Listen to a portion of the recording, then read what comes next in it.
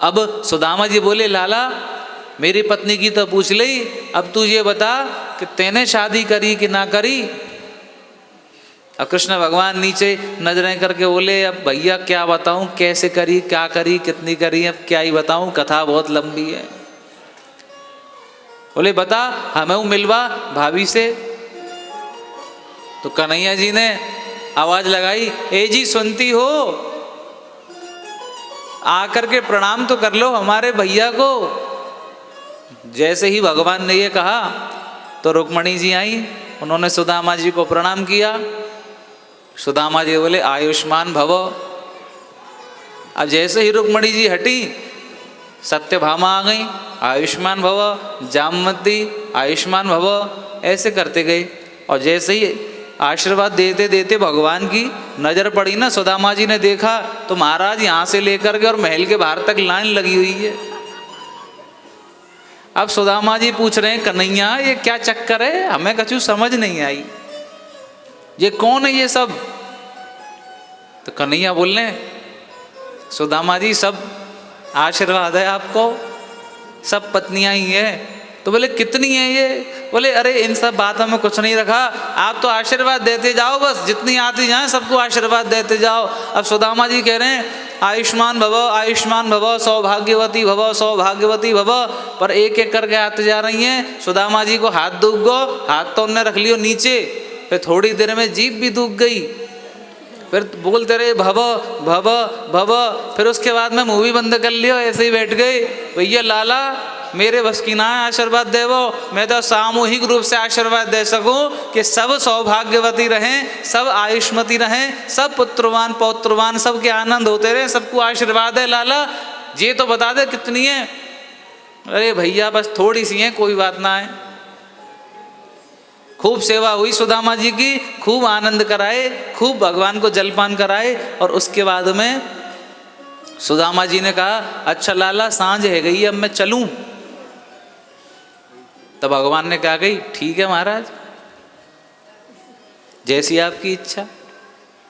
अब भगवान ने ऐसी बात क्यों कही, आपके घर पे कोई मेहमान आवे तो कोई पूछा है कि अच्छा जी हम चलें, तो आओ भगत में आप लोग क्या कहते हैं, अरे मैं कैसे कहूँ जाने की, कहते हैं कि नहीं कहते। ऐसे तो कोई बोलता नहीं है कि जाओ, क्यों नहीं बोलते, बोले जाने की कहेंगे तो ऐसा ना हो बुरा मान जाए, इसीलिए समझदार लोग यही कहते हैं, अच्छा मैं चलूं, अरे मैं तो कह नहीं सकता, आपका घर है आप ही रहिए, ऐसे कहते हैं। कह तो देते हैं आपका ही घर है।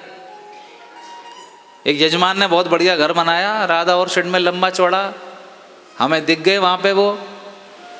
हमने पूछी आप यहाँ पे क्या कर रहे हैं, तो कहते हैं महाराज जी आपका ही घर है। मैं कहने में ही आपका है, अगर हम कह देना रजिस्ट्री कर दो ना कि हमारे नाम हमारा ही है तो भूल जाएंगे सब। कहने की आओ भगत तो रहती है।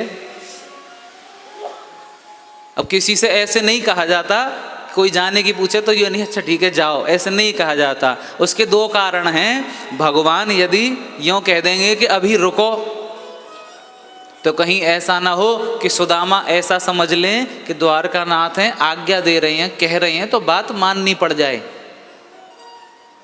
तो इसीलिए आज्ञा समझकर रुक गए तो भी सही नहीं है, और किसी से कह दो जाओ वो भी सही नहीं है। तो इसीलिए भगवान ने कह दिया कि आपकी इच्छा।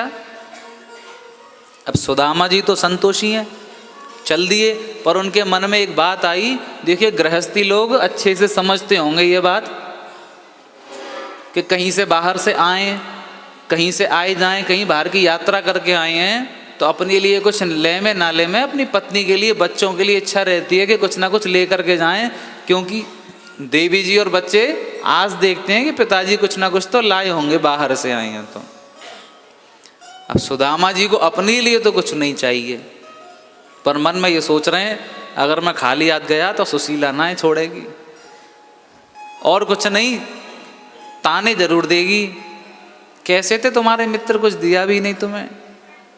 तो अपने लिए तो कुछ नहीं चाहिए उन्हें। पर कृष्ण से आज्ञा लेकर गए, जैसे ही चलने को हुए तो फिर मुड़ करके कह रहे हैं अच्छा ठीक है लाला मैं चलूं, और कोई बात हो तो बता। कन्हैया बोले नहीं नहीं कोई बात नहीं है महाराज, पधारो पधारो। और आगे जा कर के फिर दोबारा कह रहे हैं अच्छा ठीक है लाला मैं चलूं। ठीक है महाराज। श्री राधे अब चल दिए। अब बाहर निकल कर के आए। अब बोले चलो कुछ भी सही, पर जरा सा भी अहंकार नहीं है हमारे कन्हैया में। मतलब द्वारका के राजा, नारायणी सेना के स्वामी, विश्व में सबसे शक्तिशाली राजा होकर हुए तनिक भी अहंकार नहीं है। और महाराज किसी को कोई छोटा सा पद मिल जाए ना, अगर किसी कॉलोनी का ही प्रधान बना दिया जाए, किसी को राज्य की तो छोड़िए, प्रधानमंत्री की बात छोड़िए, कोई छोटा सा पद मिल जाए तो ऐसा अहंकार आ जाता है लोगों में तो मनुष्य को मनुष्य नहीं समझते। भगवान में अहंकार तो कभी था ही नहीं। अब सुदामा जी अपने नगर की ओर चल दिए और थोड़ा समय लगा पहुंचने में। अब अपने नगर के समीप तो पहुंच गए, पर वहां पे सुदामा जी को अपना ग्राम नहीं दिखाई दे रहा, अपनी कॉलोनी नहीं दिखाई दे रही। सुदामा जी बोले ऐसा क्या हुआ, रास्ता भूल गए? आप 2-4 वर्ष बाद किसी जगह पर जाओ तो कभी कभी उसका रूपांतरण हो जाता है, कुछ नई इमारतें बन जाती हैं, पहचान में जगह नहीं आती। सुदामा जी बोले हमारा घर कहाँ गया, हमारी कुटिया कहाँ गई? सुदामा जी को दिख ही नहीं रही। बोले ऐसा कौन सा बिल्डर आ गया पीछे से जिसने अपनी बड़ी कॉलोनी बना करके खड़ी कर दी और हमारी कुटिया तोड़ के कहाँ चली गई?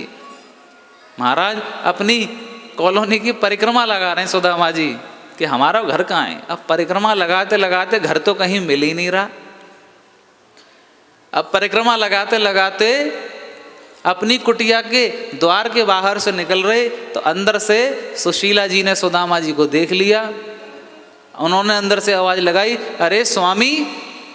सुदामा जी बोले आवाज तो कुछ जानी पहचानी, और जैसे ही देखा सुशीला की तरफ तो देख के पहचान नहीं पाए, क्योंकि सुशीला के ऐसे बढ़िया वस्त्र, नए नए आभूषण पहन रखे हैं, बढ़िया श्रृंगार कर रखा है महाराज, और बहुत बड़ा घर।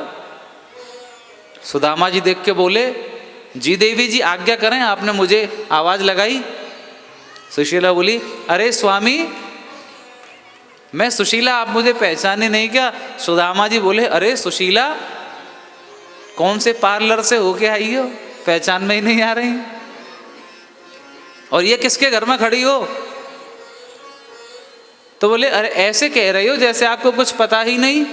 आपके पीछे से आपके मित्र ने, आपके सखा ने, आपके द्वारकाधीश ने ऐसे बढ़िया इंजीनियर भेजे, ऐसा बढ़िया सामान भेजा कि महाराज एक ही दिन में पूरा राज्य नगर बना करके खड़ा कर दिया उन्होंने। अपनी जैसी द्वारका है वैसा ही दूसरा सुदामापुरी बना करके भगवान खड़ी कर गए। सुदामा बोले ये तो द्वारकानाथ ही कर सकते हैं, द्वारकाधीश ही कर सकते हैं। तो उन दीनों के भी बंधु हैं हमारे दीन बंधु दीनानाथ, जो दीनों पर भी कृपा करते हैं।